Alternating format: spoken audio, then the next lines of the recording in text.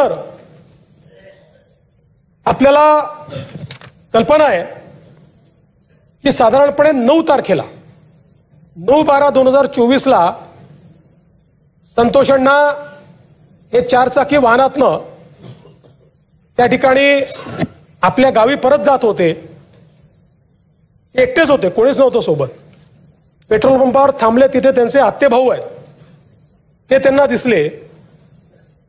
त्यांनी त्यांना बोलवलं की चल माझ्यासोबत.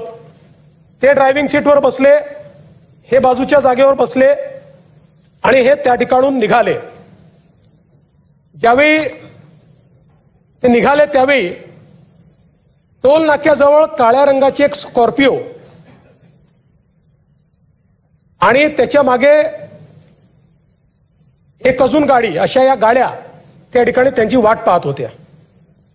यांची गाडी टोलवरनं थोडी वेगाने निघाली. मग त्यांनी त्यांना इंटरसेप्ट केलं. इंटरसेप्ट केल्यानंतर पहिल्यांदा ड्रायव्हर साईडची काच फोडली. त्यांना असं वाटलं की संतोषण्णा या बाजूलाच बसले आहेत, पण त्यांच्या लक्षात आलं की तिकडे दुसरं कोणी बसलाय. पुन्हा दुसऱ्या बाजूला गेले, त्या ठिकाणी ती काच फोडली. त्यांना बाहेर काढलं आणि बाहेर काढल्यानंतर त्यांना या स्कॉर्पिओ गाडीमध्ये टाकलं आणि बराच वेळ पहिल्यांदा त्या गाडीमध्येच त्यांना मारहाण करत होते. अशा प्रकारचं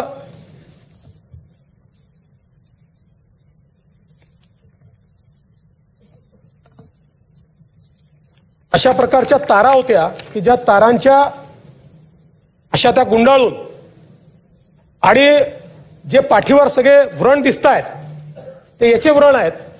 याने त्यांना प्रचंड मोठ्या प्रमाणात त्या ठिकाणी मारहाण करण्यात आली. त्याच्यानंतर पुढे त्यांना उतरवून मारहाण करण्यात आली आणि ज्यावेळी असं लक्षात आलं की आता हे जिवंत नाहीत, त्यावेळी त्यांना सोडून हे सगळे लोक पळाले. आता या सगळ्या याच्यात सातत्याने सरपंचांचा भाऊ हा घुले यांच्या संपर्कात होता आणि तो घुले त्यांना सारखा सांगायचा 20 मिनिटात सोडतोय, 15 मिनिटात सोडतोय. अशा प्रकारे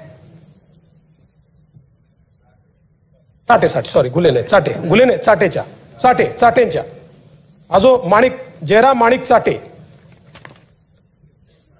विष्णू महादेव चाटे 45 वर्षीय विष्णू महादेव चाटेच्या संपर्कात होता. तो सारखा सांगायचा सोडतोय, पण त्यांनी त्यांना काही सोडलं नाही. प्रचंड मारहाण त्यांना त्या ठिकाणी करण्यात आली आणि त्या मारहाणीमध्ये त्यांचा मृत्यू त्या ठिकाणी झाला. अतिशय दुर्दैवी अशा प्रकारचा मृत्यू आहे. यात एकच फक्त सुरेश अण्णांनी या ठिकाणी जो मुद्दा मांडला, कारण काही गोष्टी या रेकॉर्डवर ठीक असल्या पाहिजे म्हणून सांगतो की हा जो काही मुद्दा समोर आलेला आहे की त्यांचे डोळे वगैरे जाळण्यात आले, ही वस्तुस्थिती नाही आहे. त्यांच्या डोळ्यावर मारण्यात आलेला आहे, पण डोळे जाळण्यात आलेले नाही आहेत. पण जो काही त्यांची हत्या झालेली आहे, अतिशय निगृढ अशा प्रकारची ही हत्या झालेली आहे. आणि याच वेळी खरं म्हणजे काही प्रश्न उपस्थित झाले की ही 6 तारखेची घटना झाली. या 6 तारखेच्या घटनेवर एट्रॉसिटी हा उशिरा का दाखल करण्यात आला? त्याचं प्रामुख्याने कारण असं होतं की 6 तारखेच्या घटनेची जी फिर्याद आहे, ही फिर्याद प्रोजेक्ट इंजिनियर शिवाजी थोपटेंनी दिली होती आणि त्यावेळी त्यांनी स्वतःला मारहाण कशी झाली या संदर्भातली फिर्याद दिल्यामुळे तिथे अॅट्रॉसिटी अट्रॅक्ट झाला नाही.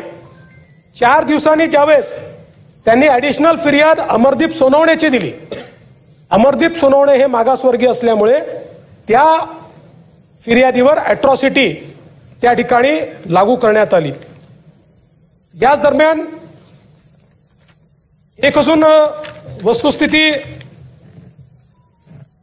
आपल्या लक्षात आली आहे, ती म्हणजे 29/11/2024 रोजी ही एक केस पोलीस ठाण्यात फिर्याद आहे. हिच्या फिर्यादीमध्ये असं म्हटलंय की सुनील केंदू शिंदे हे मस्साजोग येथील आवादा एनर्जी प्रकल्पाच्या कार्यालयात हजर असताना त्यांचा मोबाईल क्रमांक जो काही असेल वर विष्णू चाटे याच्या मोबाईल क्रमांक जो काही असेल यावरून वाल्मिक कराड याने प्रकल्पाचे काम बंद करण्याबाबतची धमकी दिली। तसेच दुपारी 14:30 सुदर्शन घुले याने कार्यालयात येऊन काम बंद करण्याबाबत धमकी दिली व काही दिवसापूर्वी Shivaji Thopte project senior manager यांना वाल्मिक कराड याने परळी येथे बोलवून आवादा कंपनीचे काम बंद करा अन्यथा 2 करोड रुपये देऊन काम चालू ठेवा असे सांगितले व वेळोवेळी विविध लोकांचे मोबाईलवरून प्रत्यक्ष अप्रत्यक्षरित्या प्रकल्पाचे काम बंद न ठेवल्यास मारहाण करण्याच्या व जीवे मारण्याच्या धमक्या दिल्या। हा गुन्हा आधी घडलेला आहे, त्यानंतर हा गुन्हा घडलेला आहे।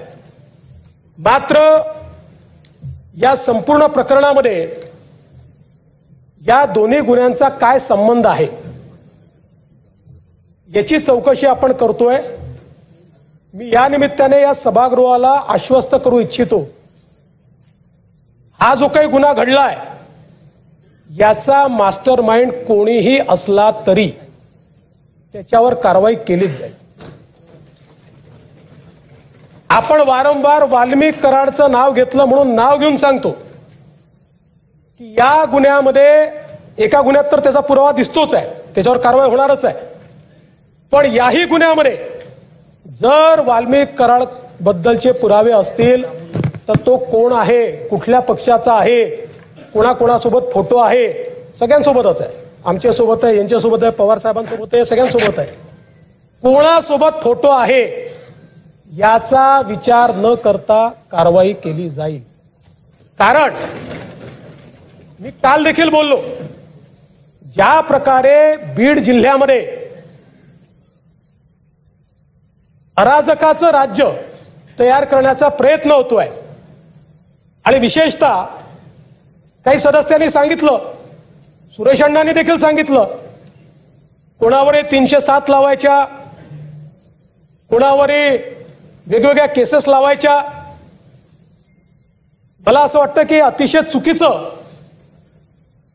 या ठिकाणी घडतं आहे आणि पोलीस प्रशासनाची जबाबदारीच आहे। मी काल देखील डीजींना सांगितलं की याचा दोष हा पोलीस प्रशासनाचा देखील आहे। पोलिसांनी देखील एखाद्यावर जर एखादी आपण फिर्याद नोंदवतोय तर त्याची वस्तुस्थिती काय आहे, मग इकडे फिर्यादी नोंदवायच्या आणि मग तिकडे बेसमरी करायची आणि मग मध्यंतरीच्या काळामध्ये हे सगळे निर्धावलेले अशा प्रकारचं काम करताना आपल्याला पाहायला मिळतात। हे यापुढे सहन केलं जाणार नाही। मी या सभागृहाला आश्वस्त करतो